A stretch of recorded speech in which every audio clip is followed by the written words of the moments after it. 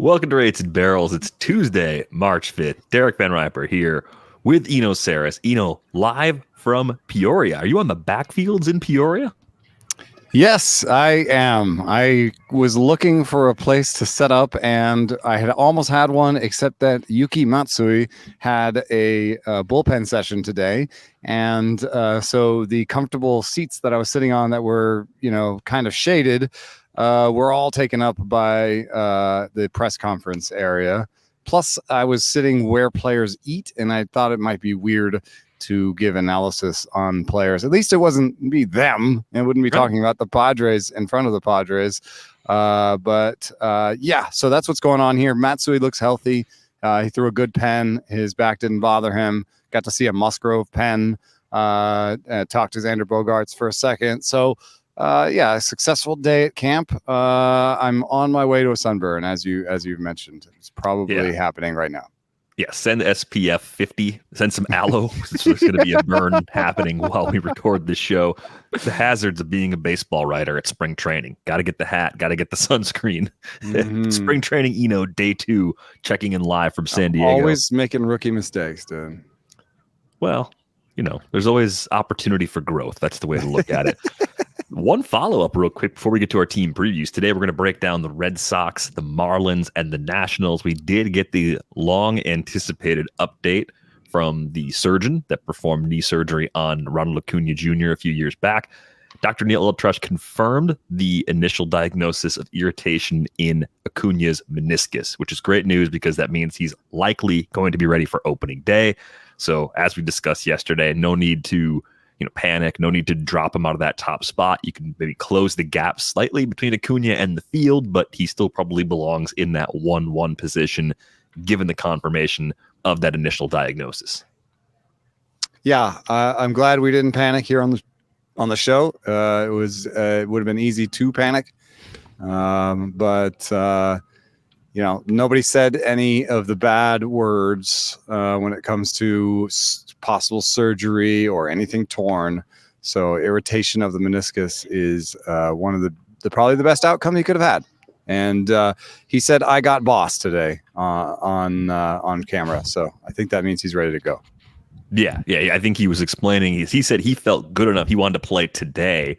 His bosses don't want him to play today, I think is what I took from the video. Okay. All right. He also was playing with he was playing with the assembled media a little bit. He was pretending to use his bat as a cane at first and kind of laughing. Right. So, compared to the mood around the uncertainty 24 hours ago, I think things have taken a turn for the significantly better with the Ronald Acuna Jr. discourse.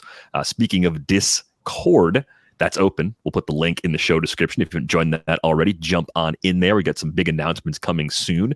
Our listener league close to getting off the ground, so we'll have all the details for that available once it is confirmed, but that is just probably days away from being announced, so something to be excited about. Let's kick it off, though, with the Red Sox preview. Closing out the AL East, this is the team projected to finish last. It does make sense when you start to look into some of their flaws, They had a strange offseason. Like, they made some additions, but then they traded away Chris Sale, which I thought was kind of like, hey, what are you doing? Are you playing the middle when you're not actually a mid-pack team? Or are they fancying themselves as an actual long-shot wild card contender when many of us are looking at them as the clear bottom team in a strong AL East right now? Yeah, it's strange to bring in a new GM that purports to was a director of pitching in Chicago and be someone that might attack pitching and make pitching better. And then he goes out and trades away his ace, just a little bit discongruous. I do think that some of the peripheral moves they've done, to set this up, like the Verdugo trade, that was for arms, and it wasn't for arms that are going to obviously be great because it was only 1 year of Verdugo. But Weissert is going to probably help in the pen. And I believe the other pitcher who came back has a chance to start. So he was trying to maybe just get more quantity in there. And that might have been some of the idea there. The switch of Giolito and Sale seems to have backfired fairly considerably. we have some news that Lucas Giolito has some UCL issues. Yeah. May start the season on the IL. So that one didn't work out for them. Yeah, partial UCL tear and flexor strain for Lucas Giolito was the official diagnosis. I saw that from Jeff Passan of ESPN earlier today. So that could be a pretty lengthy absence depending on the course of treatment for Giolito, but at least some kind of absence to begin the season. And I would say this was a rotation that had some competition for its last spot or two anyway. At least it wasn't a certainty who their starting five was going to be, even if there were five clear favorites. When you look at it from how much do these guys go for, and what are the cost in drafts? Where do they go? Nick Pivetta still carries the earliest ADP. He's been a buzzy pitcher in fantasy circles before. He has broken the hearts of fantasy managers before. Is there a reason to believe that the fantasy community will not have its heart broken by Nick Pivetta this time around? I think the mix is legitimately different. If you look at StatCast, which does a better job, probably the best job of any system out there of identifying sweepers, you notice that he did legitimately add a sweeper and start using it a lot by the end of the season. I myself can't really see this graph right now. But I'm because I'm looking at it through a fence. But I do believe that it shows increased sweeper usage by the end of the season. And what I like about that is it really gives him 3 breaking balls. And though his fastball has been great, I think one of the things that's important for him is keeping people off that fastball, not being super predictable with that fastball, being able to throw the slider for strikes when people are expecting fastballs, and then finishing people off with the curveball and sweeper. I think this is a legit mix. He's always had the stuff / stuff plus to succeed. Now he's putting together the arsenal to succeed. I think it's just a tough park. I think he's going to be somebody that in Seattle might have like a 3.6 ERA this year. But in Boston, it's probably going to be like a 3.9 or a 4.1 or something, just because it's a tough home park, a tough division. I think he's a good pitcher. Yeah, good pitcher in a difficult situation makes a lot of sense. I wonder with the added sweeper, if the new mix of pitches in general gives him a better chance to suppress homers against lefties. That was the big problem. 23 home runs allowed last season by Nick Pivetta. 16 of them were to lefties. Right, lefties slugged 509 against them. The sweeper won't help fix that. Yeah, but the pitch mix in general being different, I wonder if that's enough to make something work. Yeah. I mean, he seems like a candidate for a split or two because he's over the top and hasn't really found a good changeup. But I think, the occasional freeze take sweeper can work to lefties if he's careful with it. And then just generally, being a 3-pitch pitcher to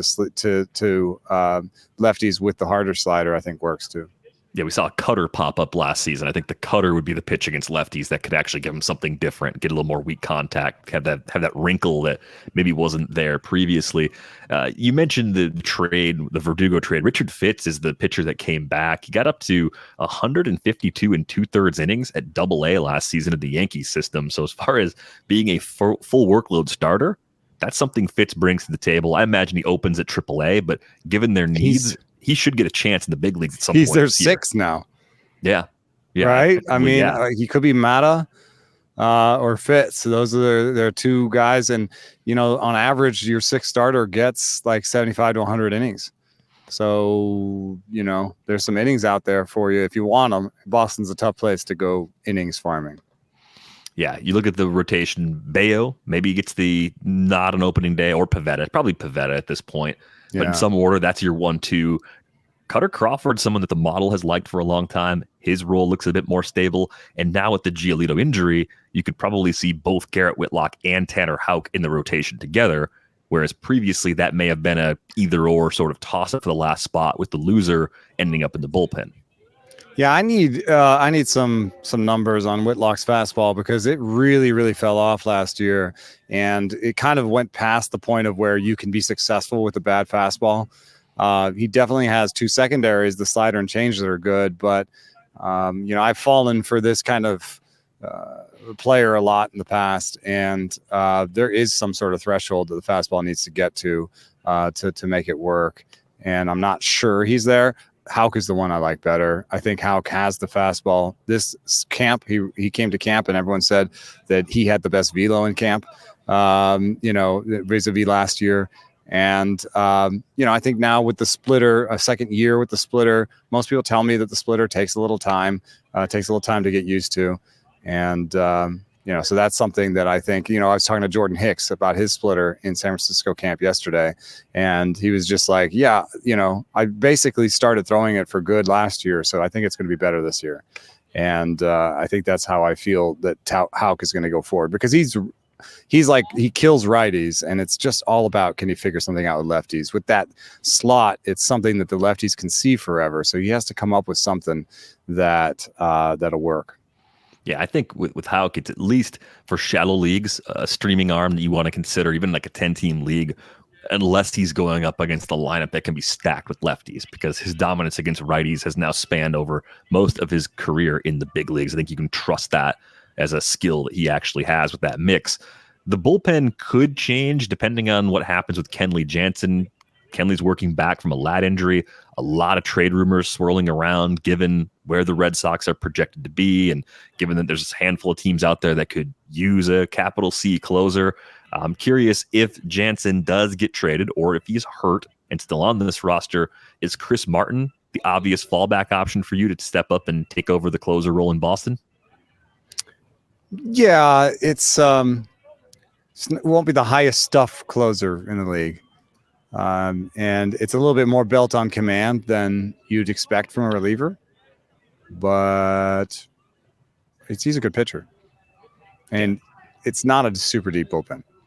Yeah, it seems like he's been the favorite to be that guy. I see him getting picked up in a lot of drafts really late, with the assumption that we could see a late spring Jansen trade, kind of like that Craig Kimbrell trade we saw a few years back between the Padres and Braves, I think it was, that hooked up on that deal. That was fun. That was like the Sunday night going into opening day when that trade went down.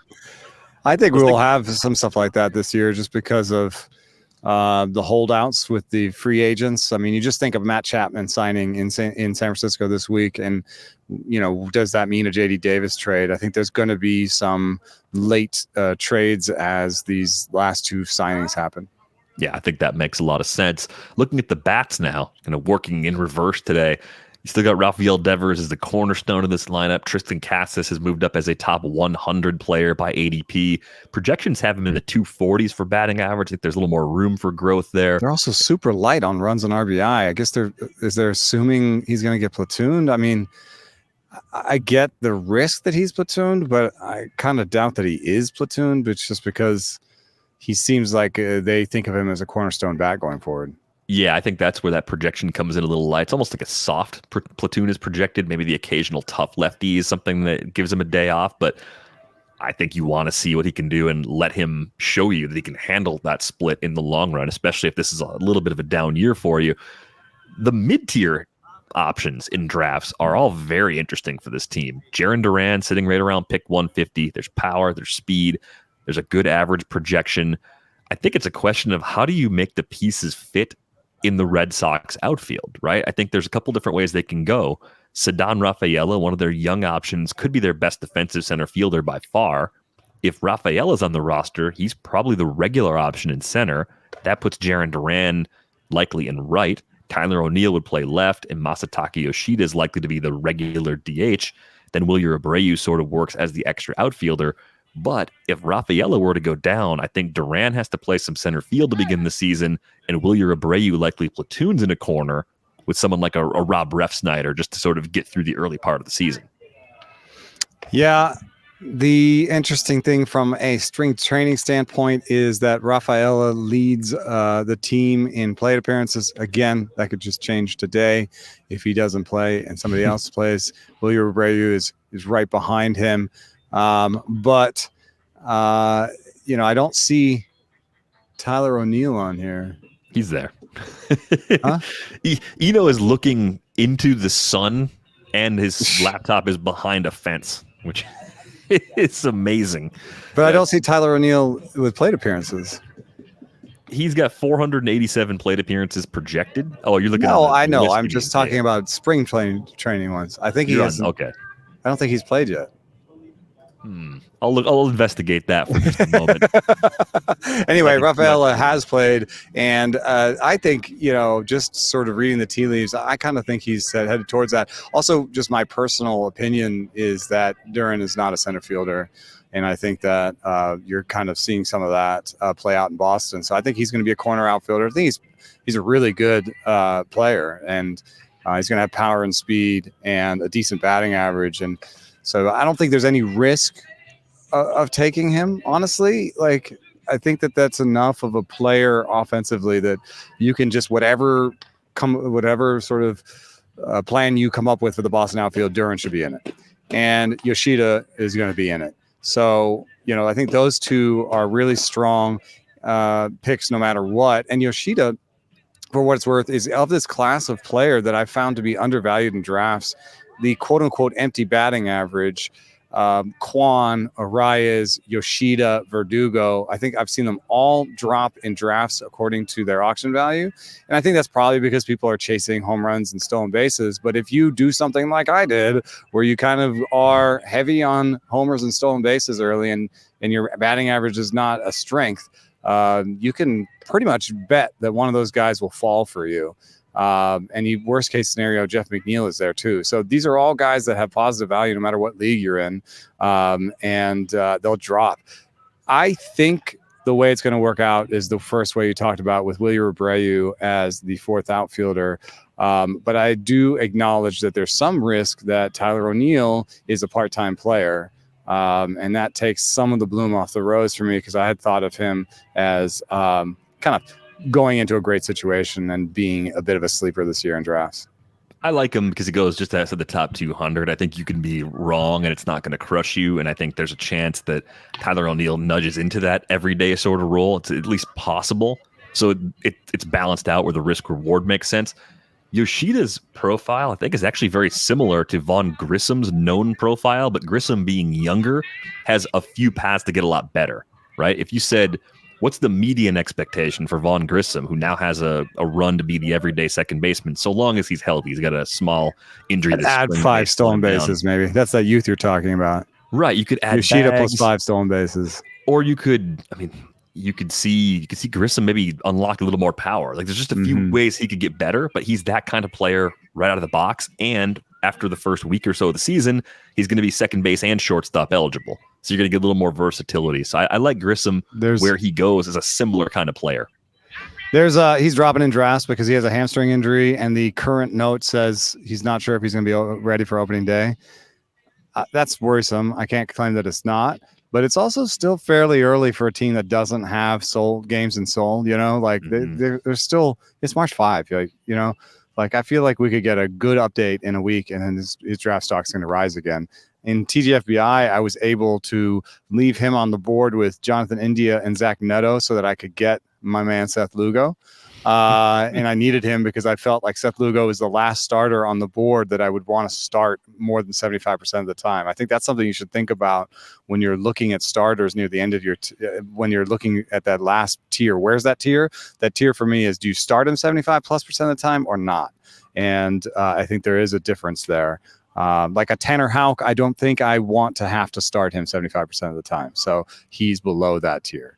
Any case, I left him on the board, and Vaughn Grissom was the one that came back to me, and I'm a little bit worried, and so I put Grissom on my bench. But I think he could be fine by opening day. That's just the first update we've gotten. So, and he's an exciting young player in terms of batting average and kind of 15-15 upside, I think.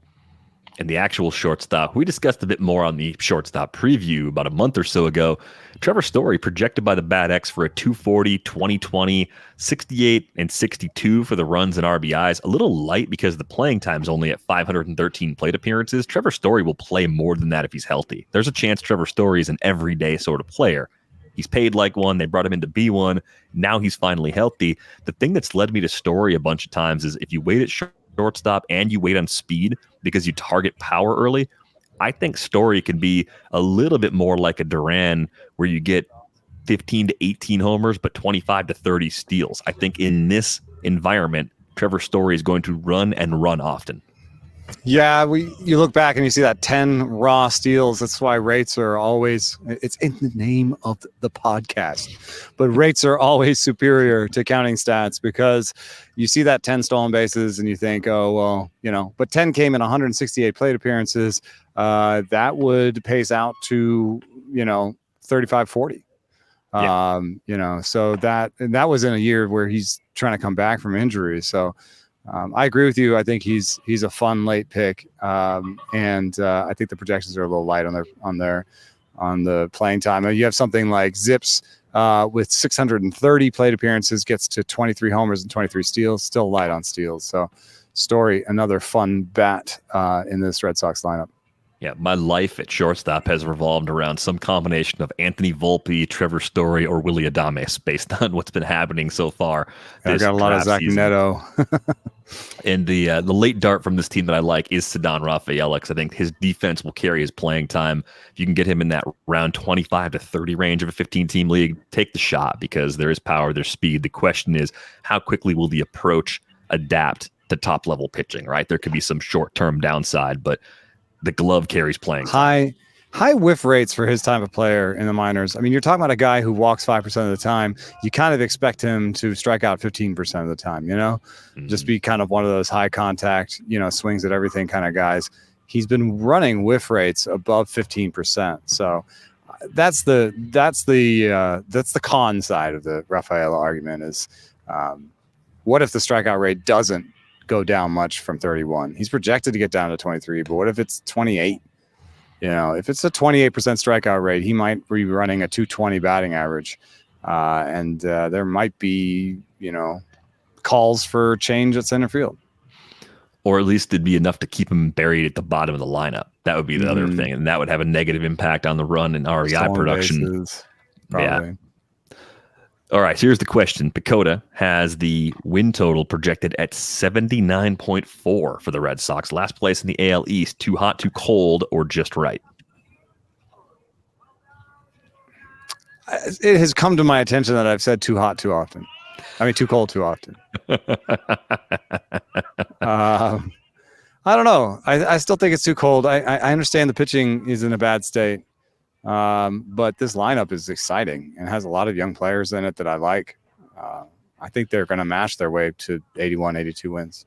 Yeah, I have a slightly too cold on the Red Sox as well. It's not egregious. So I guess it depends on what happens at the deadline, how the young players come along, a couple little things like that. If they're sellers, then yes, I think the number ends up being right or slightly too high. But I think they're going to be good enough to talk themselves into possibly making some additions. Playing the middle. Yeah, I'm betting against the Jansen trade myself. I don't think they're going to do it now. It's like, just wait until July. If you're not good, they'll still be interested. Everyone's optimistic now. It's like if you're in a keeper league and you're trying to trade prospects for hitters right now, this is the wrong time to do it. Everybody's looking at their team being like, I could do something. Optimism is in the air. Yeah. Let's move over to the NL East. We're going to kind of work from the bottom part of the division. And on our last team preview, we're going to have a loaded one because we're going to have the Braves, Phillies, and Mets. So we're going to start with the Marlins, the fourth place team in the NL East by projections. And of course, this is a team that has dealt with some injuries, especially on the pitching side. But let's start with the bats, where their best hitter has missed time pretty much every season. It's Jazz Chisholm Jr. I've looked at him as a low average 30-30 guy. Projections see him in a very similar light. He's a guy that I like that I haven't drafted yet. So there's still time to fix that. Almost a month where we can get Jazz Chisholm onto our rosters. Do you think there's still another level with Jazz, or do you think, even though it's been around a lot of injuries, what you see is what you get from a skills perspective as far as the K rate and the batting average risk that he's shown to this point in his career? We've seen some change in his chase rate over time. And so I am wondering if there is a peak season in him where he walks 9 or 10% of the time even. I think that's possible with his skill set, and maybe gets the strikeout rate down to 27, 28%. I mean, if he does both of those things, which I think would be attainable through regular at-bats through a whole season, like just have one of those seasons where you're healthy all year and you can refine your approach as opposed to like having to come back and get your timing back every time, So, if he does those two things, if he does have a full season, I think you could see a peak season from him where he hits 275 with 25, 30 homers, maybe even 30 steals. So that sort of upside is worth chasing. And the price has gotten lower and lower every year with the injuries. So, we're not talking about a guy who's in his 30s yet. And at 26, this is like the perfect time to have that perfect season. Yeah, and the Bat X has a 24 homer, 35 stolen base projection. You don't find a lot of guys that have that who are available outside the first few rounds. Usually the ADP comes in somewhere close to 60 with Jazz Chisholm Jr. So player I like, player I don't have yet. And the other weird thing in his profile is you see a lot of fluctuations in his ground ball rate. You see something as low as 37.1% back when he debuted, all the way up to 47.8% last year. But big swings from year to year. I think some of that is the result of not being healthy and being out there consistently. And lastly, there's I think he's a second rounder right now, Luis Robert, Robert's going, what, in the second or third? Kind of pick end 30. Of the turn? Yeah. Turn. And what's ADP on Jazz right now? About 60. That's 30 picks. Don't they seem like similar players? Similar risk. And I mean, Luis Roberts got some injury concerns too. Both are on teams where you worry a little bit about the supporting cast. Both have that swing and miss. I think Roberts shown a higher batting average floor, even with the plate skills. So I think that's probably part of how you bridge the gap with differences between the two players. And slightly less time on the IL. Like that's how you kind of get there. But yeah, I mean, if you like one of these profiles, you probably like the other. And we always like getting a little bit of a deal. Given the way we like to build teams, we're always looking at starting pitching in that round 2-3 turn, like that pick 30 range. So that's kind of your, hey, I can wait and get something very similar the next time it comes back to me at the 4-5 turn instead. Exactly, that's the best case, I think, for Jazz at this point. And especially if you've got that bonus from getting Acuna first, your batting average foundation is even stronger. That makes you feel even better about taking that little bit of batting average risk with Jazz Chisholm. As far as the supporting cast goes, Luis Arias, we've talked about him recently on the show as someone that if you need to take advantage of cheap power late, it's nice to have Arias out there around pick 150 as someone that can lift your average and help offset some of that damage. I don't know if you're going to get much in terms of homers or steals from Arias himself, but you get a high volume player that's going to do a lot of good, at least in that one category, with pretty good run and RBI production as well. I think I actually prefer Masataka Yoshida just a tiny bit because I do think he could hit 15, 18 homers, and I don't think Arias will. So there's a little bit of a difference there, but I do find myself with certain builds, certain teams reaching for these guys, and auction calculator says I'm doing the right thing, so I'm going to believe it. His skills seem to port over year to year. I don't really love the rest of this team for sleepers or where they're at.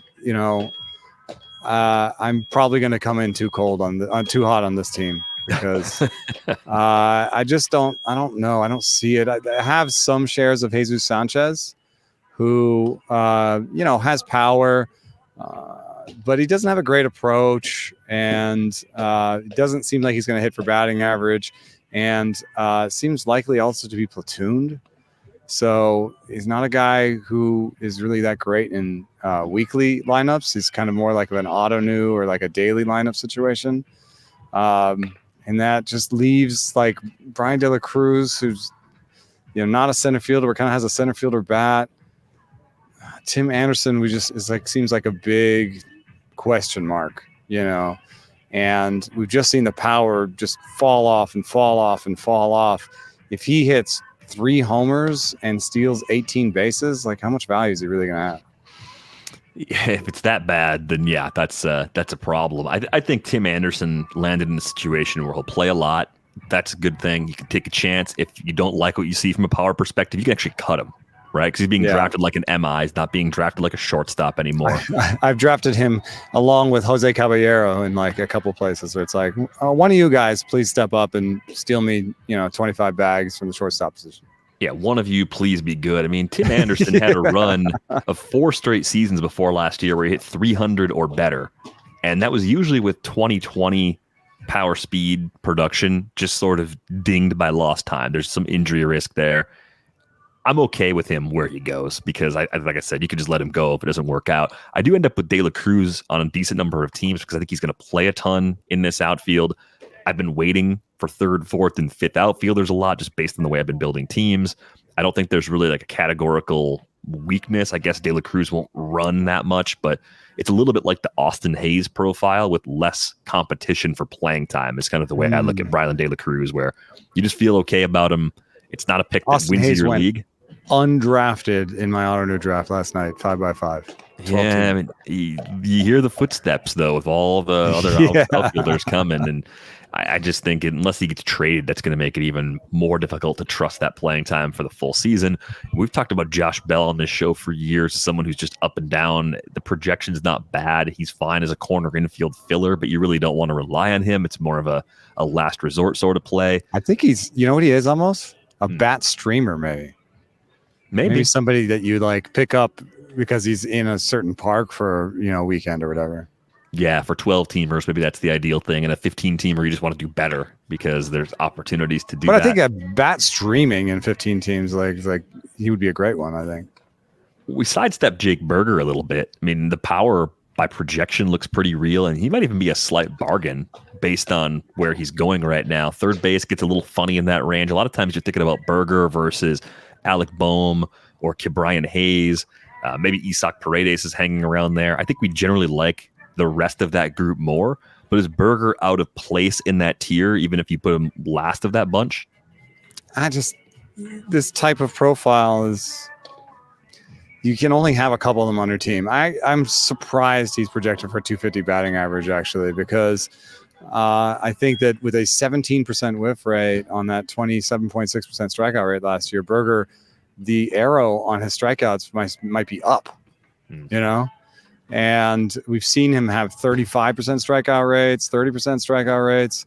And right now in spring training, I know it's 13 plate appearances, but 46% strikeout rate with 0 walks. So it's a grip it and rip it approach with really good batted ball stats, but it is a certain type that I think you can only really have like one on your team. So if you've made room for him and you can handle the 230 batting average with your 30 homers, then put him on your team. I tend to think I can find the next Jake Berger around pick 300 or later. Matt Wallner type, Nelson Velasquez might be in a different position, but I'd rather take that chance with the elevated K rate, low walk rate masher. I'd rather do that late than do it in the mid round. And maybe at a different position, because third base is one of those positions where it gets thin faster than people expect. Yeah. And if you put Berger in there and it doesn't work out, you may not go to the wire and find much. I would say of the late options, Nick Gordon's the one that I think is going to play. And I think because he was showing more signs of growth before he ultimately got hurt and missed most of last season in Minnesota, there's a chance there's a little bit more there still, kind of a post hype sleeper, a guy that people were excited about a few years ago that maybe did unlock something, but then had it sort of wiped off the slate by the amount of missed time that he just had in his last season with the Twins. They'll find playing time for him. It's a little weird that he's a lefty, just given the handedness of their outfield. There's no natural platoon partner for him. I do think he's going to make the team, though, just based on they're kind of with bats. They're kind of in talent acquisition, where it's just like we're going to try and get every bat that might be worth anything on our roster for opening day and kind of sort it out after that. The strength on this team continues to be starting pitching. You get 2 inside the top 100 by ADP. Yuri Perez, Jesus Luzardo. Luzardo's kind of found that next level since joining the Marlins, and Yuri Perez could be someone we're talking about as a top 5, top 10 fantasy starter down the road. It might not be that far away because he's electric, and we saw them push more innings onto his arm than expected, so it's much closer to a full workload for Perez than I would have expected for this season. At least it's within the range of outcomes compared to what I would have forecasted if we were doing this exercise last year. Yeah, he's absolutely, I think, in that Grayson Rodriguez, Bobby Miller, best young aces trio. I have him third of the group just because I do think Grayson probably gets the most innings. and Bobby has the best arsenal, all like in terms of width and depth and excellence. But I've drafted all three of them, and to some extent, I've put them in a group and just been like, if I have a turn coming, if I get one of these and not the other two, then that's fine for me, So I'm all in on Yuri Perez as much as, that grouping goes. I have not got a single share of Jesus Luzardo, and I find that we have a use case where we showed what it is for him if he loses a half tick or a tick and what sort of results he puts out there. It's not a good shape on the fastball. So I feel like if he goes back down to 93.5, 94, you're going to see, bad results, because his secondary is not even as good as Braxton Garrett's secondary. It's a soft package for me that I think won't age well. So I'm going to be wrong for a couple of years, and then I'll finally be right, and I'll tell you guys all about it. But that's where I've decided to be. Braxton Garrett, and this goes back to a little bit why I'm a little pessimistic about this team. Braxton Garrett, shoulder soreness, thinks maybe opening day still in there for him, but not a sure thing. Trevor Rogers hasn't even pitched in camp yet. Max Meyer has pitched and AJ Puck has pitched, so they have two replacements ready to go, but one was a reliever last year and one had Tommy John surgery last year. So I just don't know how much those guys have to give in terms of innings. And then behind them, which seems ridiculous to talk about, but it does matter, teams use 10 pitchers. There's Yanni Chirinos and Ryan Weathers, who I just think have pretty awful stuff. Yanni's like an NL only, like reserve type. Honest, Yeah, they're just the guys that kind of fill in the gaps. It sounds like Garrett may have to start the season on the IL, even though at this point Skip Schumacher said he feels great, like he's progressing really well from shoulder soreness that slowed him down earlier. I guess. Just not enough time. Trevor Rogers is actually pitching right now, so he's we go. Got a couple scoreless innings in today, so he's book track. It. He's ready. He's a stud sleeper. Get him. But yeah, the Edward Cabrera situation, you've talked about having some faith that maybe he'll put it together this year. He should have a pretty open path to a rotation spot to begin the season.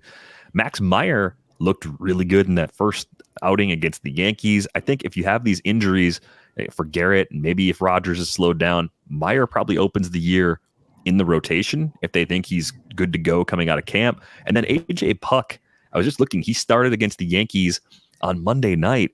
This was a little bit of a different arsenal. I think we were talking about him a bit yesterday as part of a Would You Rather. We saw a four-seamer, a sinker, a splitter, a slider, and a sweeper in his outing. Oh, so two breaking balls and a splitter. Okay. Yeah. I can believe in this. I can get with this. Splitter's a little bit of a weird choice for me given his arm slot. But two sliders could be the way out too as well. Yeah, so I think there's a few different ways for him to make it work. 6 Ks in 3 scoreless innings on Monday night. It was mostly a B lineup for the Yankees, but I just thought the depth of the arsenal from Puck in that outing was worth mentioning as something that was probably a little bit better than we had previously expected. We talked about Tanner Scott back on the reliever preview episode. I know he's had at least one rough out in this spring. That stuff number is insane. A 146.8 stuff plus number from Scott. The command is the problem, typical of a lot of top end relievers. That's the question. But do you think Scott holds this job all season long? Is he their capital C closer from start to finish? I haven't been able to pull the trigger on him just because we've seen what happens when the command is not there. And I don't know which year it's going to be. You know what I mean? I feel like if I could get 1 week of results, I would, in the major leagues, in the start of the season, I would feel better about taking him. You know what I mean? I wish it was like 3 or 4 rounds cheaper. I see guys that like Clay Holmes, even Evan Phillips that go in the same tier that are on better teams. Yeah, I'd rather just have guys on better teams. Yeah, I prefer Holmes, and not only from the team perspective, just from the pitcher perspective. So you teased this one a little bit already. The PECOTA projection: 80 wins, even 4th place in the NL East. Too hot, too cold, or just right for the 2024 Marlins? Too hot for me. I think this is not a good year for them. Yeah, I just don't think they're going to score enough runs. I think that's going to be part of the problem. Pitching might be fine with some of the young guys coming through, but I don't like this lineup very much. I do think Jazz, if he gets 140 games, does get to that 30-30, I will have Jazz somewhere. That is a guarantee at this point. But I'm with you. I could see it being just right, but it seems like a tick on the high side. Maybe part of this depends on how you feel about the Nationals as a team that's projected to be very bad, dead last in the division by more than 20 games, which is, I don't know, like as we look more closely at it, maybe it will make some sense.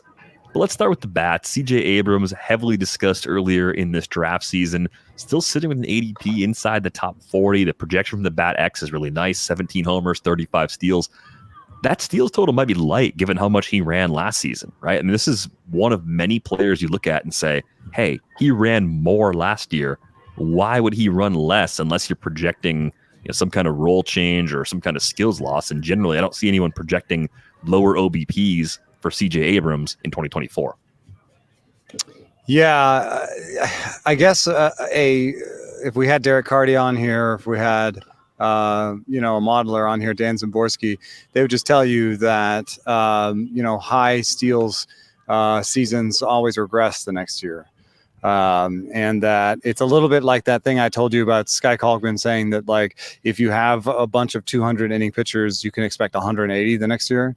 If you group a bunch of guys who steal 45 bags or 40 bags, you can expect 30 or 35 bags from them. That's how the projections work. But one thing that I think that they're missing beyond just what matters about CJ Abrams is the fact that the stolen base success rate last year was 80%. I think every team is going to look at that number and say, hey, break even is like 73, 74%.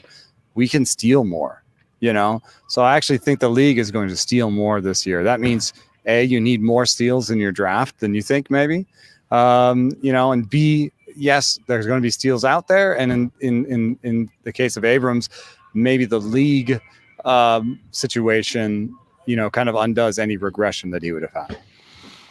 Yeah, I think the other thing with CJ Abrams that's kind of interesting to me with the projections, though, is that he hit a 300 OBP last year. Walked 5.2% of the time. Low walk rates from AAA and above these last two seasons, but better walk rates in brief time at AA back in 2021. He was always young for his level. He's still young right now. CJ Abrams just turned 23 in October. It's weird to me that the projections spit out only a slight improvement. There's a chance CJ Abrams gets a little better or even a lot better, and that's never going to be baked into a projection. So he started off this draft season as someone that at ADP seemed a little high to me.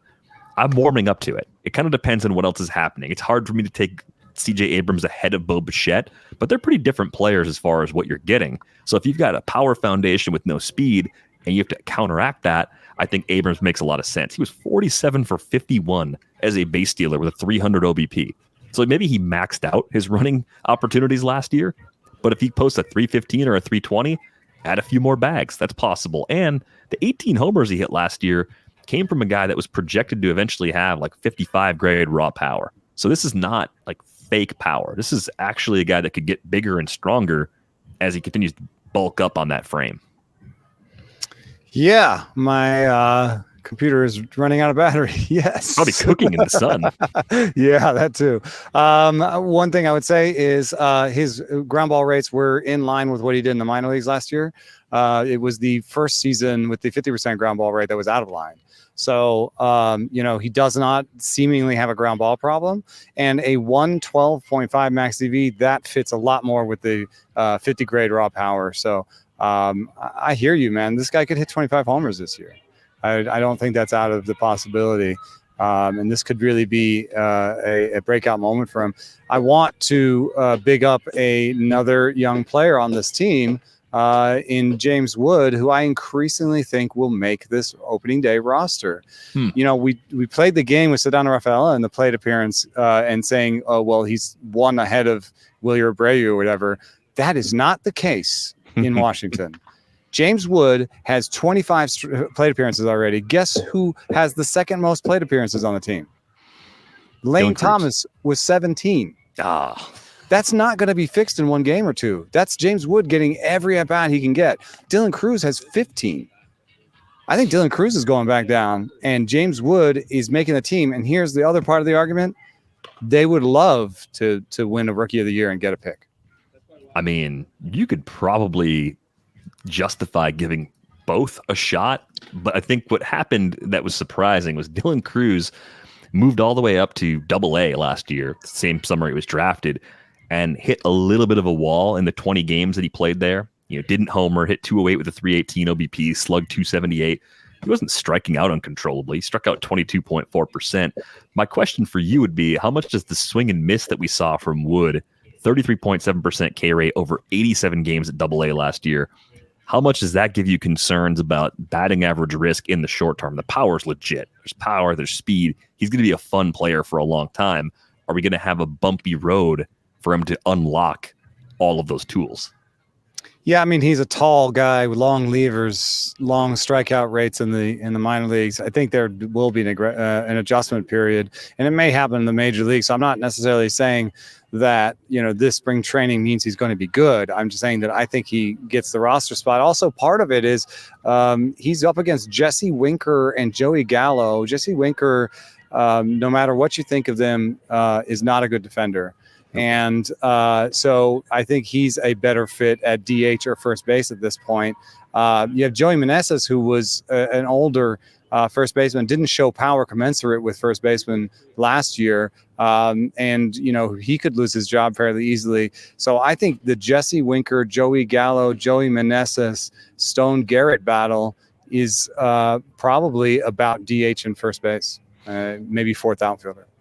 Yeah, I think there are a couple kind of interesting depth players around this team. Garrett would be one of them. If he's completely healthy, he's working back from an ankle injury, if he plays more than expected while they sort of wait for these young guys to finish up in the upper levels of the minor leagues, I think Garrett could surprise some people. More of a deeper league sort of play.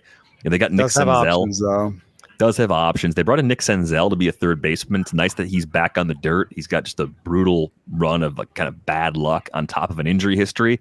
If he's actually healthy, he's a versatile player for deeper leagues. Luis Garcia could be kind of interesting as a former prospect who did get a demotion in the second half of last year, but does a little bit of everything. Probably doesn't hurt you in any category, so he's kind of interesting to me. He's a good draft and hold third, second baseman, or maybe even second if you're in a pinch. Yeah, and you mentioned Meneses. I mean, I think he was hurt last year. He played through a knee injury and didn't really get to as much power as we expected. He might actually hang on a little bit longer to a roster spot than I previously expected, knowing that he wasn't completely healthy last year. But you look behind Abrams. Abrams is the star. Thomas was great last year. Keibert Ruiz is very solid. I think Ruiz, where he goes, is fine. I find myself always missing Lane Thomas. Moreno's going ahead of Ruiz in a lot of drafts, and I'll take Ruiz. I mean, Ruiz has just done it for longer. Similar profile. I think the playing time is super safe. The lineup position is really good. I don't think it's going to change a ton, even if they start bringing guys up. So I'm in on Keibert Ruiz. If I sort of miss out on those top tier catchers and I want someone with a really nice floor, maybe it's Ruiz plus Logan O'Hoppe, Ruiz plus Bo Naylor is my approach at that position. Yeah, I like that batting average with power. Moving on to the pitchers, though. I'd like to interject something real quick. Yeah. I'd just like to pass.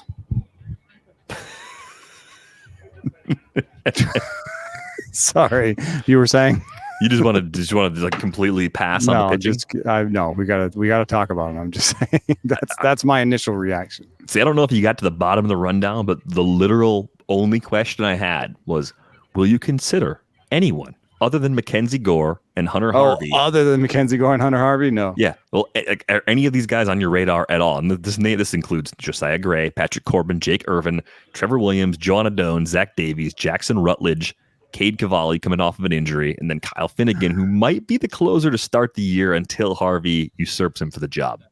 I don't want the guy who loses the job to the guy who gets the job, so I'm drafting Hunter Harvey over Finnegan. Josiah Gray has actually outperformed his stuff, and so maybe the stuff projection is bad. It's a 5.24 PPERA. He's figured things out, and he's again working on his mix and adding pitches, and kind of a wide arsenal guy that's trying to stay away from his four seam because it's such a homer pitch. But that doesn't really describe somebody I want, especially in that park. It's a kind of specifically a hard park for homers. So I don't think that he's necessarily somebody I'm targeting. Cade Cavalli is the only name that made me pause honestly. I think what we saw from him was he got to the big leagues and he threw as hard as he could because he was in the big leagues. And I just don't know. I think that had some deleterious effect on his health, obviously, because he went back down with an injury, and then on his command. So I don't know. Does he need to throw as hard as he can all the time in order to like max out his stuff and make that work? Or is he going to come back from injury and find he can have more command and make his pitches work? Keibert is a ... Everybody else is a hard no. As far as Gore goes, like, have you drafted him at all yet this draft season? He's did a whole bunch of leagues already. I tried to get him in a keeper league in the offseason. I tried to offer Jorge Polanco for him and was told that the other team valued Gore higher. I was surprised by that, honestly. I had thought long and hard about before offering Jorge Polanco for him because, Jorge Polanco is an everyday player and Gore hasn't really established a great baseline of results. But I think it's also kind of fair because Gore is so young. He's 24. He has a great fastball, and he struck out guys. So you're just asking him to tweak a secondary, add a secondary, maybe have better strategy. He hasn't been throwing his fastball high enough, I don't think. And I think that has to do with the coaching he's gotten. But Sean Doolittle is his coach now, and Sean Doolittle is the king of the high fastballs. So I'm hoping that with Doolittle's tutelage, Gore can go far. I like that one. Doolittle's tutelage. The problem has been the four-seamer. 17 home runs allowed by a four-seamer. He throws 95. That does seem more like a location problem. 7.1 feet of extension. So as long as he's getting ample ride, as long as it's not a dead zone fastball, he should be able to get better results. 2 breaking pitches with the curveball and the slider. Throws the occasional change. This could still be a breakout pitcher. So I think if you want to be excited about a Nats starter, it's Mackenzie Gore by a few miles. I'm with you. I don't see anybody else that I like unless Cavalli comes back and is healthy. And the bullpen situation, why would you draft a guy that you think is going to lose the job? Yeah, Hunter Harvey makes all the sense in the world. Better stuff than Finnegan. Could actually get you 25 saves, even on a rebuilding team. Cheaper. If you're wrong, move on. Yeah, easy cut if Hunter Harvey doesn't get that opportunity early in the season. Hinted at this at the top. 58.6 wins. More than 20 below what the Marlins are projected for. Too hot, too cold, or just right for the Nationals? Too hot? The reason is they're sellers at the deadline, I guess. I don't know who who they they're even getting rid of. Yeah, yeah, Finnegan. No, I mean that's not going to change their it's also total. Like such an absurdly low projection that I don't know. Too hot seems like just being rude. I think it's just right. It's just right. Yeah. I think they're bad. Like when we put the pitching card up, I was looking at it and saying, this is worse than the White Sox because the White Sox have Dylan Cease. Dylan Cease is better than Mackenzie Gore. They have a couple interesting bullpen arms in Chicago. It's almost as bad as Colorado. Like if you took the Nats rotation and projected them at Coors Field, it'd be only better because of Mackenzie Gore. Well, there might be a bold prediction in there for me. Yeah, I hope I can predict that the things. Colorado Rockies rotation will have a better ERA than the Nationals. Spicy. You want to go out there on that limb? That's the bold prediction hill that you would like to put it all out there on? Gotta look at the numbers first. All right. Well, I think this is a good place to cut it off because I think Eno's laptop might be melting in the sun. Yep. Eno's forehead also in danger right now. Frying. So we'll try to protect that a little bit. Theathletic.com/rates and barrels will get you a subscription, $2 a month for the first year. This is a great time to get in fresh, updated starting pitcher rankings on the site as of this morning. So you can check those out. We'll talk about those a bit on a future episode. And just as a heads up, you can join the Discord. It is open. We'll make sure we put the link in the show description, so be sure to jump in there. Got find league. You can have a team chat. Everything you're looking for, all in one place. Enjoy some time with the other listeners of our show. On Twitter, you can find Eno at Enosaris. You can find me at Derek Van Riper. The pod is at Rates and Barrels. That's going to do it for this episode of Rates and Barrels. We are back with you on Thursday. Thanks for listening.